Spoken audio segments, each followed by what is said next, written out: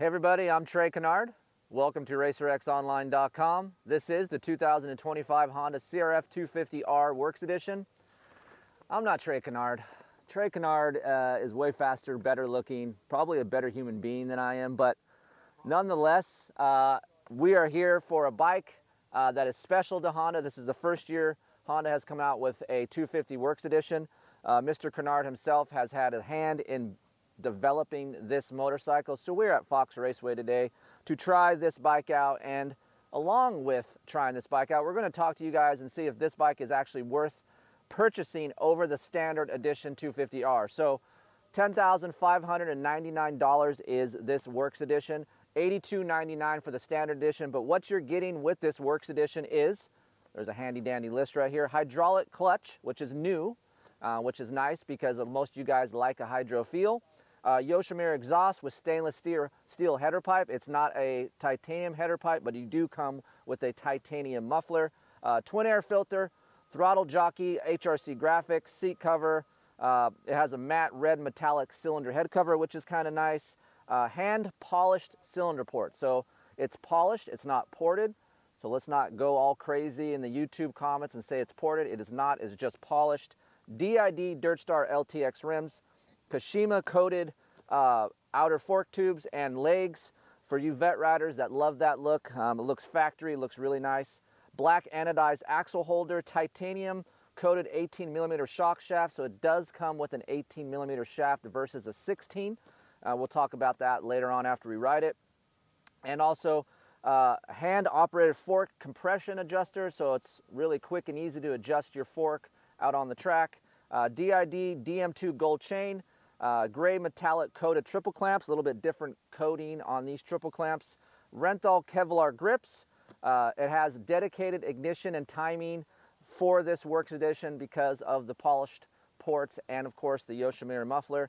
And last but not least, Dunlop MX33 tires, but with a rear 110 size tire. So that is nice. The stock one comes with a 100 tire, which is quite narrow. Honda does that among other manufacturers because of weight.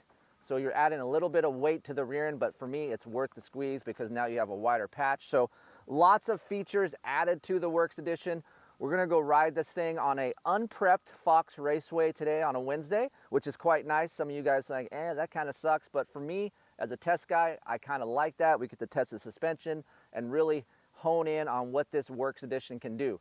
I've been riding the Honda CRF250R, so we'll compare that a little bit and just see if the juice is worth the squeeze. We'll be back.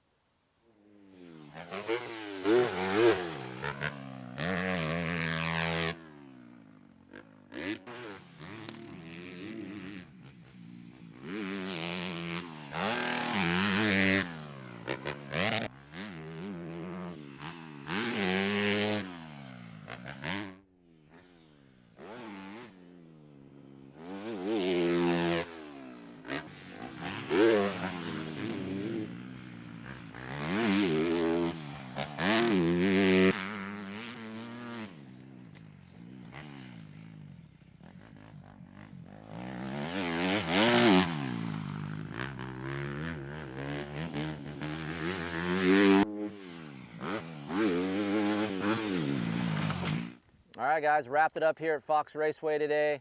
2025 Honda CRF250R Works Edition. So I'm going to tell you guys right off the bat, we're looking at $2,300 difference between the standard Honda 250 and this Works Edition, and I'm just going to come out with it right away. It's worth it. I normally don't say those words on a factory edition. I'm like, it could be worth it if you wanted to put a pipe on it. Right now, just back to back, because I got to ride the other bike back to back with this one. Much easier to ride, more fun, more bottom end. Suspension is actually a little bit better. We're going to get into that. So for me, $2,300 more if you're spending the money. This is a better Honda and you're going to have more fun. I normally don't jump the gun when we talk about, first impressions, first ride, but I've been on the Honda CRF250R. I would say that's probably the most improved 250 there is out in 2025. This exceeds that bike. And the reasons why, let's go over this. So for me, one thing, the hydraulic clutch. I'm not a big fan of the hydraulic clutch on the CRF450R. It's on-off feeling. It doesn't have a linear throw. But this has a light pull for one, so you guys are gonna like that. And it's not on off, it's not a light switch. It has a longer throw. So for me, easier to get along with coming out of a corner. It's not as grabby if I'm going slow into a corner, and modulating your starts is much easier. So for me, better feeling at the lever and a better feeling while you're riding with the hydraulic clutch. Now let's talk about this engine. The new layout for the airbox and everything that Honda did for 2025 helped a little bit of low end and pickup. What I like about this, and they did this polishing that they're talking about here on this Works Edition, it's a very free feeling engine feel. So second gear, lots of low end RPM response. Recovery is a little bit better than standard edition, and for me it gives you that lively feel. 175 pounds here at Fox Raceway today, which was awesome because it wasn't fully prepped. We were maybe one of about 3 or 4 media outlets that got to ride a track that actually had some bumps on it. I have a GoPro up on my YouTube channel, you can check that out. Hard pack, but man, I can tell you what, it was a good test for this model here today. And what's different about the Works Edition versus the R, the rev cut. So when we do these tests internally, when we're talking about production testing and doing these things, what these guys did is when you build up RPM, you have a rev cut, right? Let's say this thing revs to 12,000. I'm just throwing out a number, 12,000 RPM. How this thing falls off at 12,000 RPM, it really does affect the way the engine feels and chassis. What I like about this Works Edition rev cut, it just stays flat. So if you're wide open in second gear and you start hitting the rev cut, it doesn't just fall down on its face. It's really flat. Unlike a YZ250F, where the rev cut's really high, but then once you get to that point, it falls on its face and it almost feels like you're hitting a false neutral. This bike doesn't do that. It likes to live up in the higher RPM ranges. So yes, you're still gonna have to ride it like a 250, but getting up to that point is much easier. So much more fun, easier for a guy like me that's 175 pounds. So I can only imagine what it's like to ride if you're a younger kid, lighter. It's just gonna be a light, playful engine feeling, and that's what I can attest it to. The difference between the R and the WE, for me, I get a little bit more low-end RPM response and more torque coming out of corners. I can shift to third gear a little bit sooner than the R. The new R on the 25 version is better, but this actually enhances that. We just did a YZ250F test. I would say still the Yamaha has the most low end in class. This bike doesn't have as much, but it doesn't fall on its face when it's up on the mid to top range like a Yamaha does. The Yamaha, you got to shift a lot. This one, you can let this thing eat in second and third gear, and it actually just lets you do that around the track. I complained about third gear in the past on Honda CRF250Rs, that it was really short. But with this model, third gear is actually quite usable, and I can let it rev out for a longer time versus the older model where I had to like almost bypass third and go second to fourth. Third gear is more usable. Fourth gear, I still use it around Fox Raceway today, but actually pulls for a very long time. Final drive gearing on this thing is 1350. I don't see the need at this time, just for my first day, going to a 51. Maybe if you want more low end, you're a heavier rider, a vet guy, you can go up a tooth. But for me, the gearing is actually really good, especially for this engine. Honda did a great job with its mapping.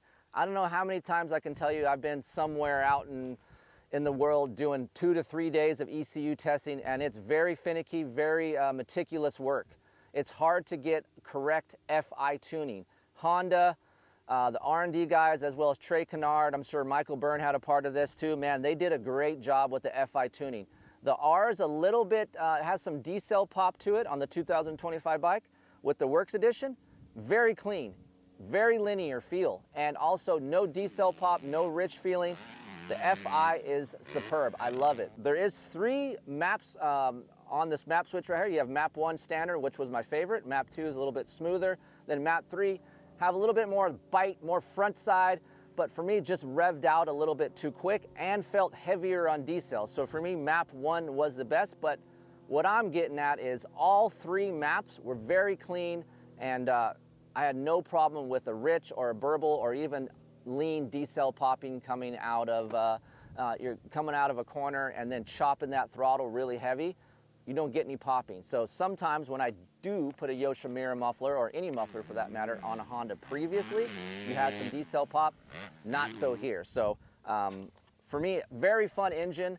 That's probably the most fun I've had on a 250 in quite a long time. So Honda did a great job with this engine, and I think you guys will really love this bike.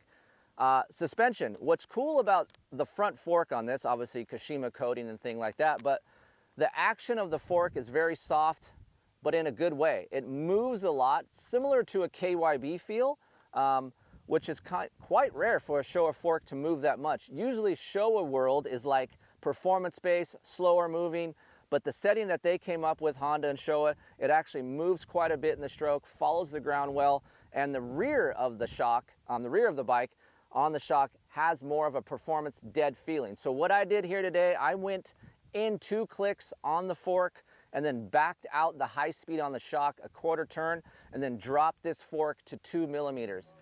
It affected the bike a lot, not in a negative way. It actually helped the balance of the bike off throttle. Earlier in the morning, I felt like I was getting a little bit front end deep off throttle, so I didn't know which way to go initially. I thought, man, I like the action of the fork, I like the comfort, but I need a little bit more hold up, so I was scared to go in on the compression. I did go 2, and it actually helped. Normally in the world of Showa, if you go 2 clicks, sometimes you get a crusty feel, an edgy feel, or maybe a harsh feeling. Not so with this fork. Some of that could be contributed to the Kashima coating and the internal damping that actually Showa came up with on this bike. So it is a little bit different than the R. Of course, you have to do that when you have coatings because the action will feel different. Very smooth action, follows the ground well. Impressed by the fork. Maybe if you're north of 180 pounds, you might need a heavier fork spring. But for me right now, on the fairly bumpy Fox Raceway circuit, I was pretty happy with my setting. So again, 105 millimeters on the sag, backed it out on that high speed, and then +2 on the comp, and then dropped that fork to 2 millimeters, and it had a very nice ride height feel. The chassis, of course, typical Honda, easy to corner, very front wheel biased, but not so in the fact where I can't rear steer this bike. I'm sure we have some clips of me backing it into a berm. Very easy to maneuver around the track, very light, very flickable. I'm sure if you watch all of these videos from every media outlet, they're going to say how light and easy this bike is to ride. And that's what I felt here today. So for me, chassis is less harsh feeling than previous 24, 23 models in the Honda world.